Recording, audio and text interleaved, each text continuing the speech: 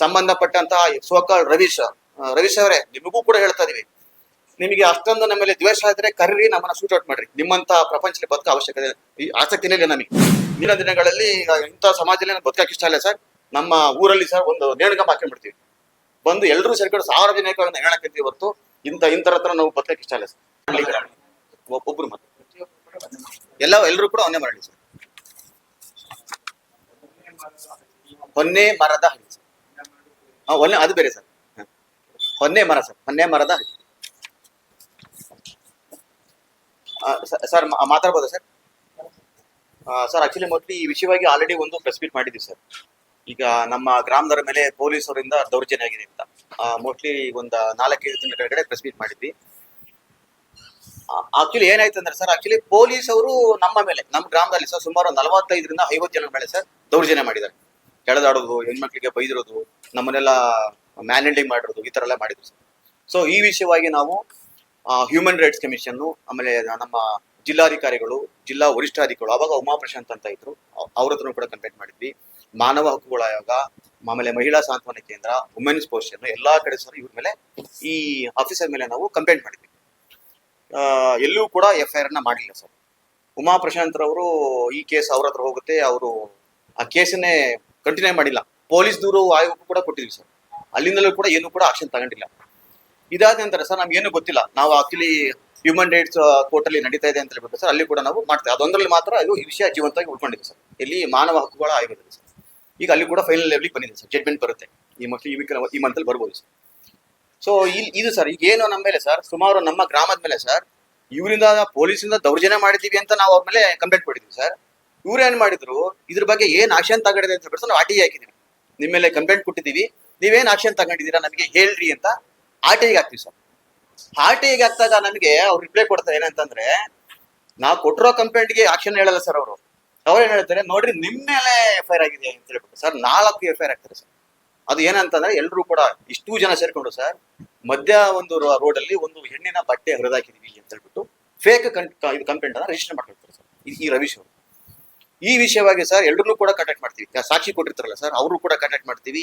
ಈ ಕೇಸ್ ಬಗ್ಗೆ ನಮಗೆ ಗೊತ್ತೇ ಇಲ್ಲ, ನಮ್ಮ ಹೆಸರ ಯಾಕೆ ಹಾಕಿದಾರೋ ಗೊತ್ತಿಲ್ಲ ಅಂತ ಹೇಳ್ಬಿಟ್ಟು ಸರ್ ಅವರು ಕೂಡ ಬಂದ್ಬಿಟ್ಟು ಸ್ಟೇಷನ್ಗೆ ಬರ್ತಾರೆ ಸರ್. ಈ ಕಂಪ್ಲೇಂಟ್ ಕೊಟ್ಟ ಮೇಲೆ ಸರ್ ಸುಮಾರು ಕಡಿಮೆ ಅಂದ್ರೆ 25ರಿಂದ 30 ಸತಿ ನಾವು ಸ್ಟೇಷನ್ಗೆ ಹೋಗಿದ್ದೀವಿ, ತನಿಖೆಗೆ ಸಹಕರಿಸಬೇಕು ಅಂತ ಹೇಳ್ಬಿಟ್ಟು ಸರ್. ನೋಡಿ ವಿಡಿಯೋ ರೆಕಾರ್ಡಿಂಗ್ ನೋಡ್ರಿ, ಏನ್ ಸಾಕ್ಷಿ ಅಂತ ಹಾಕಿದ್ರಲ್ಲ ಸರ್, ರೇಪ್ ಕೇಸ್ ಅಂತ ಕೊಟ್ಟಿದ್ರಲ್ಲ ಸರ್, ಆ ಸಾಕ್ಷಿಗಳೇ ಬಂದು ಸ್ಟೇಟ್ಮೆಂಟ್ ಕೊಟ್ಟಿದ್ದಾರೆ ಸರ್. ಆತರ ಏನೂ ನೋಡಿಲ್ಲ, ಇದಕ್ಕೂ ನಮಗೂ ಸಂಬಂಧ ಇಲ್ಲ ಅಂತ ಕೊಟ್ಟಿದ್ದಾರೆ ಸರ್. ಆದ್ರೂ ಕೂಡ ಆಮೇಲೆ ಅವ್ರು ರಿಕ್ವೆಸ್ಟ್ ಕೂಡ ಮಾಡಿದೀವಿ, ದಯವಿಟ್ಟು ಇದನ್ನ ಸುಳ್ಳು ಕೇಸ್ ಇದೆ, ನೀವು ರಿಪೋರ್ಟ್ ಮಾಡಿ ಅಂತ ಕೂಡ ಹೇಳಿದ್ವಿ ಸರ್.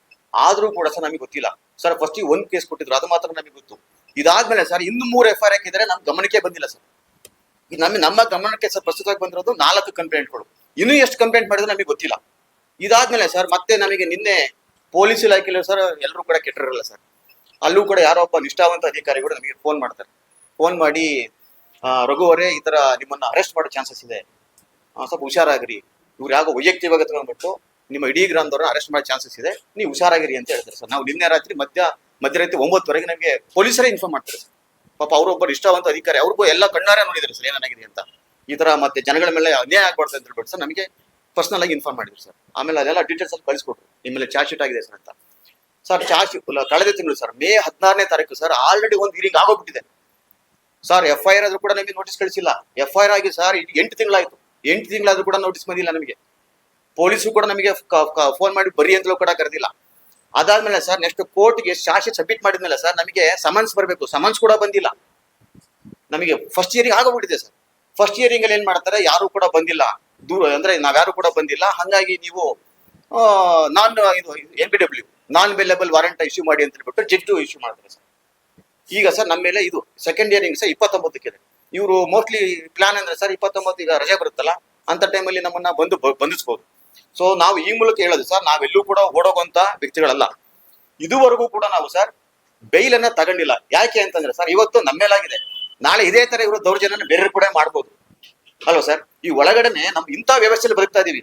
ಈಗ ಎಕ್ಸಾಂಪಲ್ ಸರ್, ನಮ್ಮ ಮೇಲೆ ಒಂದು 4ರಿಂದ 5 FIR ಹಾಕ್ಸ್ತಾರೆ, ಎಲ್ಲದಕ್ಕೂ ಕೂಡ ನಾವು ಅಡ್ವೊಕೇಟ್ ಇಡಬೇಕು. ಇದೆಲ್ಲ ಸುಳ್ಳು ಕೇಸ್ಗಳು ಸರ್. ಅದಕ್ಕೆ ನಾವು ದುಡ್ಡು ಕಟ್ಟು ಇಲ್ಲಿಂದ ಕಟ್ತಾರೆ ಸರ್. ಇವತ್ತು ಒಬ್ಬ ಅಡ್ವೊಕೇಟ್ ಇಡಬೇಕು ಅಂದ್ರೆ ಸರ್ ಲಕ್ಷ ಗಟ್ಟಲೆ ಖರ್ಚು ಮಾಡಬೇಕು. 25-50 ಜನಕ್ಕೆ ಅಂತ ಸರ್, ಎಷ್ಟು ಜನಕ್ಕೆ ಅಂತ ಖರ್ಚು ಮಾಡಕ್ಕಾಗ್ತದೆ ಸರ್. ನಾವು ಅದಕ್ಕೆ ಸರ್, ನಾವು ಅಕಸ್ಮಾತ್ ಒಂದ್ ವೇಳೆ ನಾವು ಅರೆಸ್ಟ್ ಆದ್ರೆ ಜೈಲಲ್ಲೇ ಇರ್ತೀವಿ. ಇದು ನಾವು ನಮ್ಮ ನಾಳೆ ಸೊಸೈಟಿಗೆ ಸಹ ಒಂದು ಪಾಠ ಆಗ್ಬೇಕು. ನಾಳೆ ಸರ್ ಯಾರು ಆಫೀಸರ್ಗಳು ಮತ್ತೆ ಸಂಬಂಧಪಟ್ಟಿದ್ರಲ್ಲ ಸರ್, ಯಾರ್ಯಾರು ನಮ್ಮ ಮೇಲೆ ಈ ತರ ಮಾಡಿದ್ರಲ್ಲ ಒಟ್ಟಿಗೊಂದು ಪಾಠ ಹಾಕ್ಬೇಕು. ನಮ್ಮ ಉದ್ದೇಶ ಅಷ್ಟೇನೆ. ಇದು ನಾಳೆ ಬೇರೆ ಜನಗಳಿಗೆ ಈ ತರ ಮಿಸ್ಯೂಸ್ ಆಗ್ಬಾರ್ದು, ಅದು ನಮ್ಮ ಉದ್ದೇಶ ಸರ್. ಸೊ ಹಾಗಾಗಿ ನಿಮಗೂ ಕೂಡ ಗೊತ್ತಿದೆ ಸರ್. ಈಗ ಎಕ್ಸಾಂಪಲ್ 50 ಜನ ಇದೀವಿ, ಯಾರು ನಮ್ಮ ಬರೋದು ಒಬ್ಬನಿಗೆ ತಗೊಂಡು ಹೋಗೋದು, ತಗೊಂಡು ಮೊನ್ನೆ ನಿಮಗೆಲ್ಲ ಗೊತ್ತಿದೆ ಸರ್. ಇಲ್ಲಿ ಬಂದ್ಬಿಟ್ಟು ಅದು ತೋಳುಣಿಸಲ್ಲಿ ಬಿಡ್ ಅಂತ ತಳ್ಳಿದ್ರು. ಗೊತ್ತಲ್ಲ ಸರ್, ಈ ಪೊಲೀಸ್ ದ್ವೇಷ ಹೆಂಗಿರ್ತೇವೆ ಅಂದ್ರೆ ಹೆಂಗ್ ಯಾವ ಮಟ್ಟಕ್ಕೂ ಬೇಕಾದ್ರೂ ಹೋಗ್ಬೋದು, ಅಥವಾ ಕರ್ಕೊಂಡು ಹೋಗ್ಬಿಟ್ಟು ಓಡೋಕೆ ಶೂಟ್ಔಟ್ ಮಾಡ್ಬೋದು. ಯಾಕೆ it's A criminal offence sir ನಮ್ಮಲ್ಲಿ ಇರೋದು. ಸೊ ಹಂಗಾಗಿ ನಾವು ಈ ಮೂಲಕ ಜಡ್ಜ್ ಹತ್ರ ಅಂದ್ರೆ ಈ ಪತ್ರಿಕಾಗೋಷ್ಠಿ ಮೂಲಕ ಜಡ್ಜ್ ಹತ್ರ ರಿಕ್ವೆಸ್ಟ್ ಮಾಡ್ತೀವಿ. ಯಾಕೆಂದ್ರೆ ಜಡ್ಜ್ ಬೆಳಗಾದ್ರೆ ಫಸ್ಟ್ ಪೇಪರ್ ಮಾಡ್ತಾರೆ ಸರ್. ನಂತರ ನಮ್ಮ DC ಅವರಿಗೆ ರಿಕ್ವೆಸ್ಟ್ ಮಾಡ್ತೀವಿ, ನಮ್ಮ ಜಿಲ್ಲಾ ವರಿಷ್ಠಾಧಿಕಾರಿಗೆ ರಿಕ್ವೆಸ್ಟ್ ಮಾಡ್ತೀವಿ. ಸಂಬಂಧಪಟ್ಟಂತಹ ಸೋಕಾಲ್ ರವೀಶ್ ಅವರೇ, ನಿಮಗೂ ಕೂಡ ಹೇಳ್ತಾ ಇದೀವಿ, ನಿಮಗೆ ಅಷ್ಟೊಂದು ನಮ್ಮ ಮೇಲೆ ದ್ವೇಷ ಆದ್ರೆ ಕರೀರಿ, ನಮ್ಮನ್ನ ಶೂಟ್ ಔಟ್ ಮಾಡ್ರಿ. ನಿಮ್ಮಂತ ಪ್ರಪಂಚದಲ್ಲಿ ಬದುಕ ಅವಶ್ಯಕತೆ ಆಸಕ್ತಿನೇ ಇಲ್ಲ ನಮಗೆ. ನೀವು ಮಾಡೋ ತಪ್ಪಿಗೆ ದಯವಿಟ್ಟು ಇಲ್ಲೆಲ್ಲ ಮದುವೆ ಆಗದಿರಂತ ಹುಡುಕಿದ್ರೆ ಸರ್. ಎಷ್ಟೋ ಜನಕ್ಕೆ ಸರ್ ಈ ಕೇಸ್ ಆದ್ಮೇಲೆ ಮದುವೆ ಅಂತ ಫಿಕ್ಸ್ ಆದ ಕ್ಯಾನ್ಸಲ್ ಮಾಡಿದ್ದಾರೆ ಸರ್. ಈ ಹುಡುಗ ಸರಿ ಇಲ್ಲ ಅಂತೆ, ರೇಪ್ ಕೇಸ್ ಮಾಡಿದ್ರೆ ಒಂದು ಹುಡುಗಿ ಹೆಣ್ಣನ್ನ ಬಟ್ಟೆ ಇರ್ತಾನೆ ಅಂತ ರೋಡಲ್ಲಿ ಅಂತ ಹೇಳ್ಬಿಟ್ಟು ಕ್ಯಾನ್ಸಲ್ ಮಾಡಿದ್ದಾರೆ ಸರ್. ಈಗ ನಾಳೆ ಸರ್ ಯಾರಿಗೂ ಕೂಡ ಮದುವೆ ಆಗ ಸರ್ ನಮ್ಮೂರಲ್ಲಿ ಒಂದು ಕಡಿಮೆ ಆದ್ರೂ 100ರಿಂದ 150 ಜನ ಇದ್ದಾರೆ ಸರ್. ಸೊ ಮದುವೆ ಆಗಂತ ಹುಡುಗ ನಾಳೆ ಅವರಿಗೆ ಮದುವೆ ಆಗಲಿಕ್ಕೂ ಕೂಡ ಸಮಸ್ಯೆ ಈ ತರ ಮಾಡಿಬಿಟ್ಟಿದ್ದಾರೆ ಸರ್. ಇದಕ್ಕೆಲ್ಲ ಈ ಪುಣ್ಯಾತ್ಮ ರವೀಶ್ ಕಾರಣ ಸರ್. ಸೊ ದಯವಿಟ್ಟು ಎಲ್ಲರತ್ರನು ಕೂಡ ನಮ್ಮ ಜಡ್ಜ್ ಅವ್ರನ್ನು ಕೂಡ ಕೈ ಮುಗಿದು ಕೇಳ್ಕೊಂತೀವಿ. ದಯವಿಟ್ಟು ಸರ್ ನಾವೆಲ್ಲೂ ಕೂಡ ಓಡೋಗಲ್ಲ. ನೀವು ಅಕಸ್ಮಾತ್ ಪೊಲೀಸರು ಕೂಡ ನೀವು ನಮ್ಮ ಹತ್ರ ಬರೋ ಅವಶ್ಯಕತೆ ಇಲ್ಲ. ನಮ್ಮ ಗ್ರಾಮದಲ್ಲಿ ದಯವಿಟ್ಟು ನೀವು ಪೊಲೀಸರು ಬರಲೇಬೇಡ್ರಿ. ನಿಮಗೆ ಬೇಕಾ ನನಗೆ ಕರೆ ಮಾಡ್ರಿ, ನನಗೆ ರಘು ಅಂತಿದ್ದಾರೆ, ನೀವು ಕರೆ ಮಾಡ್ರಿ. ನಿಮಗೆ ಯಾರು ಬೇಕು ಹೇಳ್ರಿ, ನಾವು ಕರ್ಕೊಂಬರ್ತೀವಿ. ನೀವು ಹೇಳಿದ ಟೈಮಿಗೆ ಹೇಳಿದ ಜಾಗಕ್ಕೆ, ಕೋರ್ಟ್ಗೆ ಆಗಿರ್ಬೋದು ಅಥವಾ ಸ್ಟೇಷನ್ಗೆ ಆಗಿರ್ಬೋದು ಅಷ್ಟು ಕೂಡ ಬರ್ತೀವಿ ಸರ್. ಅದು ಬಿಟ್ಟು ನೀವು ಬಂದ್ಬಿಟ್ಟು ಮನೇಲಿ ಹೆಣ್ಮಕ್ಳು ಇರ್ತಾರೆ, ಚಿಕ್ಕ ಮಕ್ಳು ಇರ್ತಾರೆ ಸರ್, ನೀವು ಬಂದ್ಬಿಟ್ಟು ದೌರ್ಜನ್ಯ ಮಾಡೋದು, ಎಳೆದಾಡೋದು, ಹತ್ಕೊಳ್ಳಲೆ ಬೇವರ್ಸಿ ನನ್ನ ಮಗನ ಏನದು, ದಯವಿಟ್ಟು ಹೇಳ್ತೀನಿ, ಒಂದು ಪದನೂ ಕೂಡ ನಿಮಗೆ ಹೇಳಲಿಕ್ಕೆ ಅವಕಾಶ ಇಲ್ಲ ಸರ್. ಪೊಲೀಸರ ಕರ್ತವ್ಯ ಆಗಿದೆಯಾ, ನೀವು ಹೊಡೆಯೋ ಅವ್ರ ಅಧಿಕಾರ ಇಲ್ಲ, ಬೈಯೋ ಅಧಿಕಾರ ಇಲ್ಲ. ಕರ್ಕೊಂಡೋಗ್ಬೇಕು, ಜಡ್ಜ್ ಮುಂದೆ ಪ್ರೊಡ್ಯೂಸ್ ಮಾಡಬೇಕು. ಹಂಗಂತ ಹೇಳ್ಬಿಟ್ಟು ನೀವು ಅಪ್ಪಿ ದೌರ್ಜನ್ಯ ಮಾಡಕ್ ಬಂದ್ರಿ ಅಂತಂದ್ರೆ ಅದು ಮುಂದಿನ ದಿನಗಳಲ್ಲಿ ಇಂಥ ಸಮಾಜದಲ್ಲಿ ಬದುಕಕ್ಕೆ ಇಷ್ಟ ಇಲ್ಲ ಸರ್. ನಮ್ಮ ಊರಲ್ಲಿ ಸರ್ ಒಂದು ನೇಣುಗಂಬ ಹಾಕೊಂಡ್ಬಿಡ್ತೀವಿ, ಬಂದು ಎಲ್ಲರೂ ಸೇರ್ಕೊಂಡು ಸಾರ್ವಜನಿಕಗಳನ್ನ ಹೇಳಕ್ಕಂತೀವಿ ಹೊರತು ಇಂಥರ ಹತ್ರ ನಾವು ಬದುಕಕ್ಕೆ ಇಷ್ಟ ಇಲ್ಲ ಸರ್. ಇಂಥ ಸಮಾಜ ಸರ್. ಇವತ್ತು ಜಡ್ಜ್ ನಮಗೆ DC ಅವ್ರ ಹತ್ರನೂ ಕೂಡ ನ್ಯಾಯ ಸಿಗ್ತಿಲ್ಲ, ಕಣ್ಮಿಷನ್ ಕುತ್ಕೊಂಡಿದ್ದಾರೆ. ಜಿಲ್ಲಾ ಪೊಲೀಸ್ ಆಯೋಗ ಅವ್ರಿಗೂ ಕೂಡ ಕಣ್ಮಿಷನ್ ಕುತ್ಕೊಂಡಿದ್ದಾರೆ. ಏನ್ ಮಾಡಕ್ ಹೋಗ್ತಿದ್ದಾರೆ ಸರ್ ಎಲ್ಲ? ನಾಳೆ ಜೀವನ ಹೆಂಗ್ ಮಾಡ್ಬೇಕು ಸರ್? ನಾಳೆ ಎಷ್ಟೋ ಸಮಸ್ಯೆಗಳು ಸರ್. ಇಷ್ಟೇ ಅಲ್ಲ ಸರ್, ತುಂಬಾ ಜನ ಫೋನ್ ಮಾಡ್ತಾರೆ ಸರ್, ನಾವೇನು ಸಮಾಜದಲ್ಲಿ ನ್ಯಾಯ ಕೊಡಬೇಕು ಅಂತ ನಾವು ಬಡದಾಡ್ತೀವಿ, ಈಗ ನಮ್ಮಂತವರಿಗೆ ಇವರು ಒಳಗಡೆ ಹಿಂಗ್ ಮಾಡಿದ್ರೆ ಅಂದ್ರೆ ಸರ್ ನಾಳೆ ಬೇರೆಯವ್ರ ಗತಿ ಏನು ಸರ್? ಎಷ್ಟೋ ಜನ ಸರ್ ಹೊರಗೆ ಬರ್ತಾ ಇಲ್ಲ. ಎಲ್ರು ಫೋನ್ ಮಾಡಿ ಹೇಳ್ತಾರೆ, ರಘುವರೇ ನಮ್ಗೆ ಹಂಗ್ ಮಾಡಿದ್ರು ಹಿಂಗ್ ಮಾಡಿದ್ರು ಅಂತ. ಹೊರಗೆ ಬರೆಯೋದು ಯಾರು ಬರ್ತಿಲ್ಲ ಸರ್. ಅದಕ್ಕೆ ಜಸ್ಟಿಸ್ ಫಾರ್ ಪಬ್ಲಿಕ್ ಅಂತ ಹೇಳ್ಬಿಟ್ಟು ಒಂದು ಗ್ರೂಪ್ ನ ಕ್ರಿಯೇಟ್ ಮಾಡ್ಕೊಂಡ್ರಿ, ನಿಮ್ಗೆ ಸಮಸ್ಯೆ ಆದ್ರೆ ಬರ್ರಿ ಅಂತ. ಅಲ್ಲೂ ಮತ್ತೆ ಇವ್ ಮತ್ತೆ ಬೇರೆ ಬಂದು ಸಮಸ್ಯೆ ಮಾಡ್ತಾನೆ ಅಂದ್ಬಿಟ್ಟು ಸರ್ ಮತ್ತೆ ಅಲ್ಲಿ ತರ್ಲಕ್ಕೆ ಟ್ರೈ ಮಾಡ್ತಾರೆ ಸರ್. ಈ ವಿಷಯ ಸರ್ ದಯವಿಟ್ಟು ರವೀಶ್ ಅವರೇ, ದಯವಿಟ್ಟು ರವೀಶ್ ಅವರಿಗೆ ದಯವಿಟ್ಟು ಕಳಿಸಿ. ನಮ್ಮ ಗ್ರಾಮದಲ್ಲಿ ನಿಮಗೆ ಏನೇ ಬೇಕಾದ್ರೆ ಹೇಳ್ರಿ, ಬರ್ಬೇಕಾ ನನ್ನ ಜೊತೆ ನಾನು ಕರ್ಕೊಂಬರ್ತೀನಿ. ನೀವು 25 ಜನ 50 ಜನ ಇದ್ರಲ್ಲ, ಯಾರು ಇಂಥ ವ್ಯಕ್ತಿ ಬೇಕು ಅಂದ್ರೆ ನನ್ನ ಜೊತೆ ಕರ್ಕೊಂಬರ್ತೀವಿ ಸರ್, ನನ್ನ ಜವಾಬ್ದಾರಿ. ಅದು ಬಿಟ್ಟು ನೀವು ಒಬ್ರಿಗೆ ಯಾರಾದ್ರೂ ಕೂಡ ದೈಹಿಕವಾಗಿ ಹಲ್ಲೆ ಮಾಡೋದು, ಅಥವಾ ಜೀಪಲ್ಲಿ ಎತ್ತಕೊಂಡು ಹೋಗಿ ಬಿಸಾಕೋದು, ಮತ್ತೊಂದು ಮಾಡೋದು, ಬ್ರಿಡ್ಜ್ ಮೇಲಿಂದ ತಳ್ಳೋದು, ಇದನ್ನೆಲ್ಲ ಮಾಡಿದ್ರೆ ಇದಕ್ಕೆಲ್ಲ ಕಾರಣ ರವೀಶ್. ಜಿಲ್ಲಾಧಿಕಾರಿಗಳೇ, ನಿಮ್ ಬಗ್ಗೆ ಬಹಳ ಗೌರವ ಇತ್ತು, ನಿಮ್ ಹಳ್ಳಿಗೆ ಬರ್ತೀನಿ ಬಗೆಹರಿಸ್ತೀನಿ ಅಂತ ಹೇಳಿದ್ರಿ. ಯಾತಿಗಿರಿ ಇಂತ ಇದನ್ನ ಮಾಡ್ತೀರಿ? ನೀವೆಲ್ಲ ಆಫೀಸರ್ಸ್ ಬರ್ಬೇಕಾಗಿತ್ತಲ್ಲ ಸರ್. ಒಂದು ಹೆಣ್ಣನ್ನ ಮಾಡಿ ಇಮ್ಮಿಡಿಯೇಟ್ ಅರೆಸ್ಟ್ ಮಾಡ್ಬೇಕಾಗಿತ್ತಲ್ಲ ಯಾರು? ಮೊನ್ನೆ ಸರ್ ಇಲ್ಲಿ ಬಸಪಟ್ಟದ ಕೇಸ್ ಆಯ್ತಲ್ಲ ಸರ್, ಅಲ್ಲೂ ಕೂಡ ಹಿಂಗಾಯ್ತಲ್ಲ ಸರ್. ಅಲ್ಲಿ ನಡೆದಿದೆ ನಿಜವಾಗಿ ಫೈನು, ಅದು ಬೇರೆ ವಿಷಯ.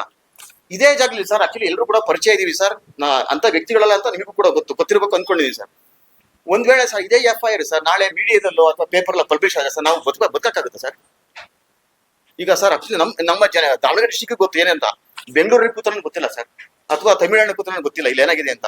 ಯಾವ್ದೋ ವನ್ಯಮಳ್ಳಿ ಗ್ರಾಮದಲ್ಲಿ 25 ಜನ ಸೇರ್ಕೊಂಡು ಒಂದು ಅಮ್ಮನ್ನ ರೇಪ್ ಮಾಡಿದಾರಂತೆ, ಅಥವಾ ಬಟ್ಟೆ ಇರ್ತಾರಂತೆ ರೋಡ್ ಸರ್. ಈ ಸರ್ 78 ವರ್ಷ ಸರ್.